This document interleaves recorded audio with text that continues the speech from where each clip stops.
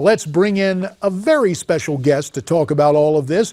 He would be Newsmax TV political analyst Dick Morris.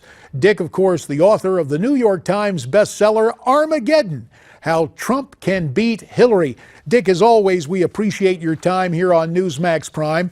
And during John's reports, we heard some comments from former Speaker Newt Gingrich. Newt went on to say much more in defense of John McCain and Paul Ryan. Let's look and listen. I am totally for John McCain, who is a great war hero and a terrific human being who has worked very hard for veterans. And I'm totally for Paul Ryan, who is the heart of the House Republican Party and probably the most problem-solving leader we've had in the Congress on the Republican side in the last 20 years. So I think some of what Trump has done is just very self-destructive. Now, wait a minute. Isn't there a counter-argument that there are going to be primaries and Republican voters in those locations will pick the nominee? You're asking me? Yeah. Yeah, well, I would support Ryan. I do think it's time for McCain to go. But I think we're misunderstanding what's going on. It's not that the media is entirely trumping this stuff up. But Donald, I don't think, understands how to play the media in the current situation. You need, in this environment, to be totally focused on your message and not vary from it one slight fraction of an inch. If you vary from it and you say one little thing that's outside the box, the media will ignore your message and pounce on the one thing. They have to give Donald Trump X amount of time. And whether they give it to him in a positive way or a negative way depends largely on what he says and whether he's on his message or off it. So when he does something like ask a baby to leave a rally or a mother to take her, or comment on a Republican primary going on, or comment on this war person who was killed, this veteran, it just gives the media an excuse to savage him, and they'll take it. They'll jump on it. And Hillary's whole campaign is based on baiting Donald Trump. She said it in her speech. She said, a man you can bait with a tweet. And their whole technique is to tease him and bait him and anger him so that he departs from the straight and narrow, lashes out, and then the lash out becomes the coverage for the week or 2 or 3 weeks. And you forget about immigration, you forget about trade, you forget about jobs, you forget about terrorism and crime. All you're talking about is this insulting this veteran. And that's the way the media plays him. When I worked for Clinton, he used to come back in frustration and used to say, I know that I should hammer home the message of working with the Republicans. So I go out and I give a speech, and 95% is about that. And 5% is my recitation of opposition to all the Republican cuts.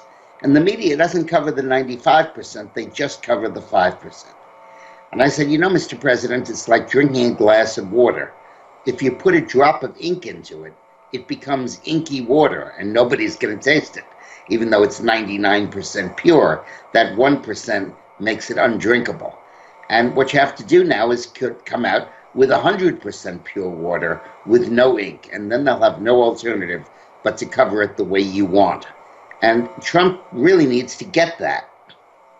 And there is something else that people are getting out there.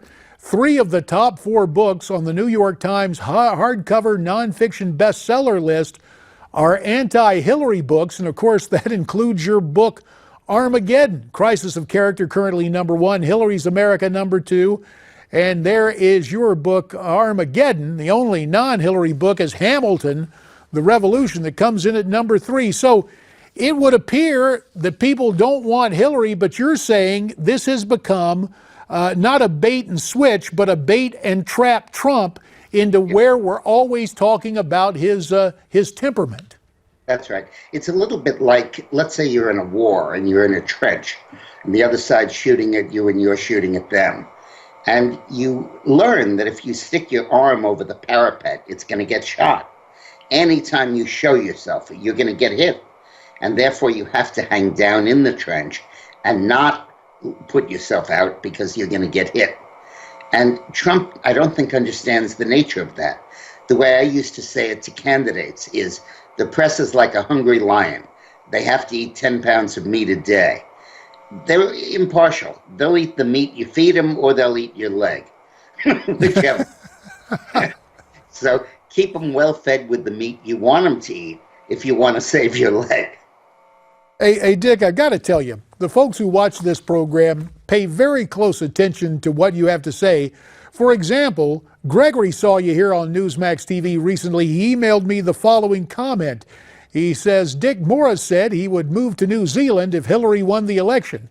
If he is serious, I would love to join him, but due to the lack of resources, I will just have to hunker down here in New Mexico and hope I don't get overwhelmed with illegal immigrants. Yeah, So, well, I don't think we're going to have to move, Gregory. I think we're going to beat her. I just think that you have a candidate that is not a full-time professional politician. And he needs to learn, and he needs to know he has to learn, because his success may have made him impervious to advice. And now when he's going through this process of getting drugged, I think he's learning that he has to change, and he has to do that. Not to pull his punches, not to stop being unusual in the way he says stuff, not to pull any of that, but not to talk about this or that or this or that, because that's what's going to be covered, not your message. Dick Morris, you always bring us an interesting message and some good advice for Donald Trump, worth following if he's watching tonight.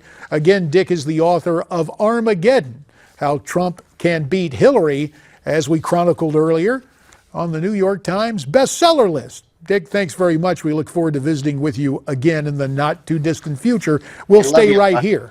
Despite you get CBS. That's right. You like that. Thanks, pal. Well, while we're talking about television networks and television channels, before we go to break, we wanted to take a minute to welcome our viewers joining us tonight on JLTV, Jewish Life TV. We are so happy to have you with us. We hope you're enjoying the programming from Newsmax TV and that you'll make it a habit to join us here for Newsmax Prime. When we come back, Bernie Carrick on the scandal gripping Obama.